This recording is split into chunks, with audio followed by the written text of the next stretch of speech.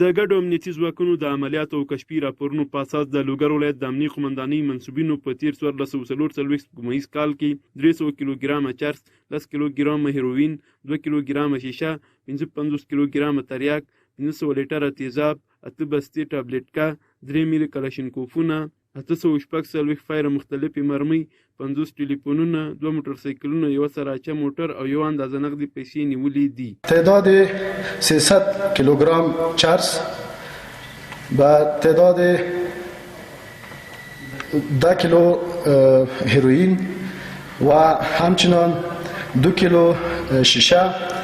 و 55 کیلو تریاک، 500 لیتر تیزاب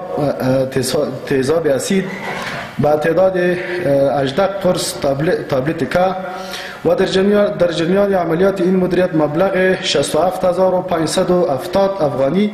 و مبلغ 16380 کلدار پاکستانی با تعداد 50 عدد تلفن مختلف النوع نیز به دست آمده است. همدارنګه دوی زیاتوي چې اویا تنې د نشي توکو د کښت او پلور په تور نیولي او تر لومړنیو څېړنو وروسته عدلي او قضایي ارګانونو ته سپارلي دي. سال 1444 مدیریت مبارزه علیه مواد مخدر در طی عملیات خویش به شمول ولسوالی‌های ششگانه و ارگان‌های امنیتی و کشفی به تعداد 70 نفر